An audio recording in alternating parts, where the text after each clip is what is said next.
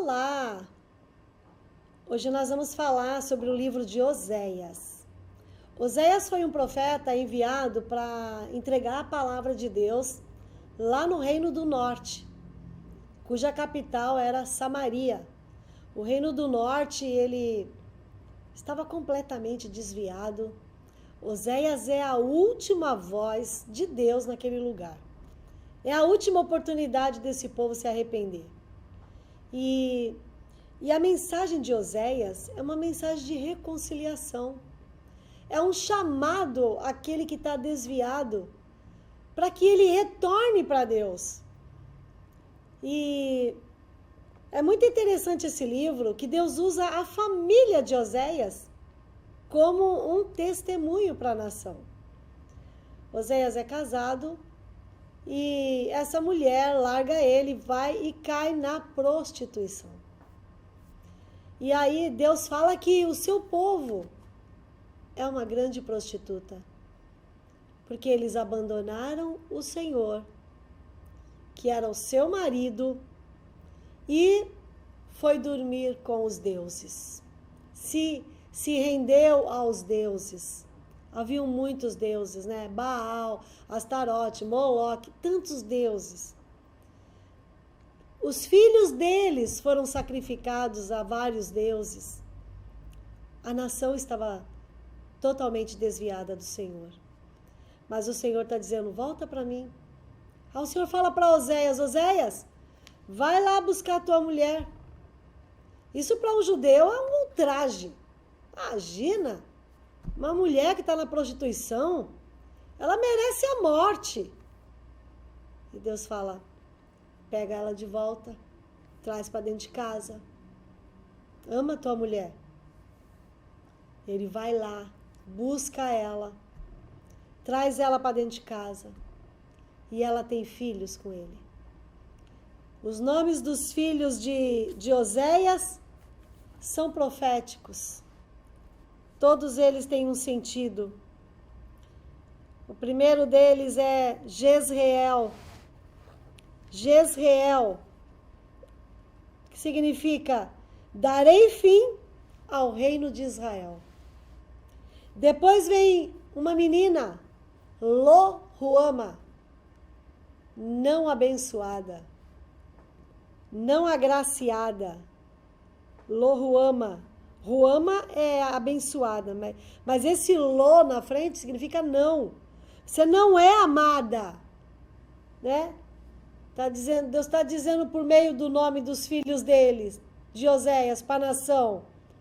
Vocês vão cair, vocês não são amados, e o terceiro filho, Lo-Ami, não é meu filho. Por quê? Porque ela já tinha caído na prostituição de novo. E aquele filho não era de Oséias. E Deus está dizendo para o seu povo, vocês não são meus filhos. Vocês não são meus filhos. E no capítulo 2, Deus fala, repreendam sua mãe, repreendam-na, porque ela não é minha mulher e eu não sou seu marido. Que ela retire do rosto o sinal de adúltera e do meio dos seios a infidelidade. Do contrário, eu a deixarei nua, como no dia em que nasceu. Farei dela um deserto, uma terra ressequida. E a matarei de sede. Não tratarei com amor os seus filhos, porque são filhos de adultério. A mãe deles foi infiel, engravidou deles e está coberta de vergonha. E aí vem a parte do livro que eu considero muito triste também. Pois ela disse, irei atrás dos meus amantes, que me dão comida, água, lã, vinho, azeite e bebida. Então, essa mulher está dizendo, eu vou atrás dos meus amantes, eles me dão presentes. É o que acontece, né? Vida de amantes, tem presentes. Mas a mensagem de Deus aqui, Deus está dizendo, a nação se prostituiu. A nação adulterou. A nação se afastou de Deus. A nação está longe do caminho do Senhor. E mesmo assim, eu tenho abençoado eles. Eu mando chuva, eles colhem, eles comem, eles têm a água da chuva, mas o que é que eles dizem? Que os deuses é que têm dado para ele essas coisas.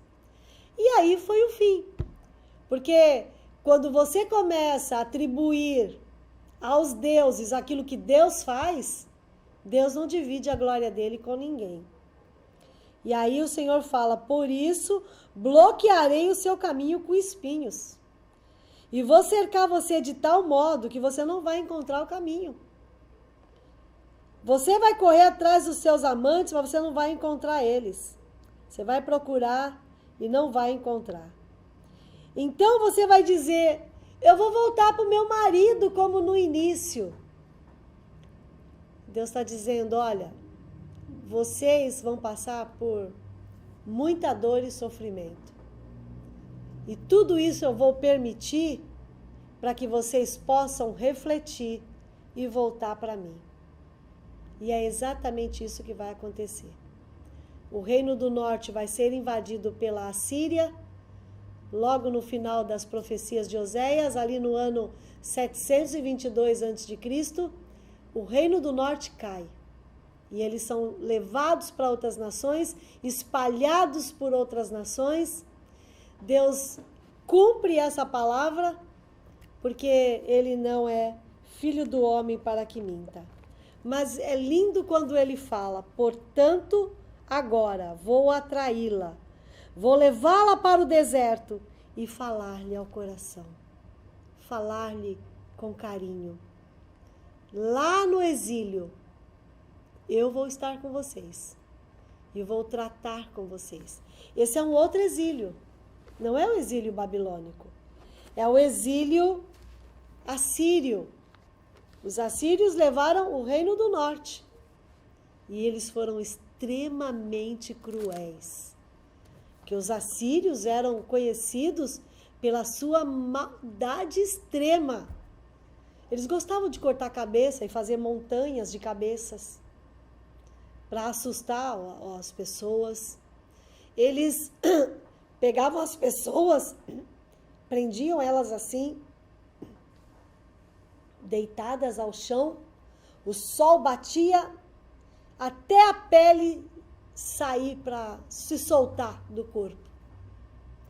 Eles gostavam, eles abriam barriga de mulher grávida, tiravam o feto e colocavam um gato vivo lá dentro, cortava a mão da mulher para ela não tirar o gato. Olha, o inferno. Então eles sofreram demais. E Deus permitiu tudo isso. Mas você pensa que Deus falou uma vez, duas vezes, três vezes? Não, gente. Desde que eles entraram na Terra Prometida, antes deles entrarem na Terra, Deus usou Moisés e falou para eles, vocês vão entrar na Terra Prometida. Guarda a minha palavra. Obedece os meus mandamentos. Vocês vão se dar bem, vocês vão ter sucesso. Não vai faltar chuva, não vai faltar comida, não vai faltar nada. Eu vou abençoar vocês. Cuidei de vocês 40 anos aqui no deserto. Vou continuar cuidando de vocês dentro da Terra Prometida. Mas, se vocês não me obedecerem, não seguirem os meus caminhos e se dobrarem aos deuses dos povos que estão lá na Terra Prometida, então eu vou executar juízo sobre vocês. E vai chegar um tempo que vocês serão lançados fora dessa terra. E é exatamente isso que Oséias está falando aqui. Vocês não obedeceram ao Senhor. Já se passaram aí quase 900 anos que eles estão na terra. E o Oséias está dizendo, vocês não obedeceram. Mas eu continuo amando vocês. E por causa disso, eu vou permitir o exílio para continuar trabalhando na vida de vocês, a fim de que haja arrependimento. Oséias foi um dos profetas mais simpáticos dos tempos do Antigo Testamento. Ele pregava para o seu próprio povo. Ele faz parte de um grupo ali de profetas contemporâneo dele, por exemplo, Amós. Amós também pregou ali para o Reino do Norte. E logo mais à frente, nós vamos falar sobre Amós. Ele fala dos votos quebrados, porque o amor, ele exige uma aliança. Quando você ama alguém, você tem uma aliança com essa pessoa. E Deus amava o seu povo e tinha uma aliança com esse povo. Ele havia feito uma aliança com Abraão, Moisés, lá no Monte Sinai, reafirmado essa aliança. Mas uma aliança, ela precisa de duas partes.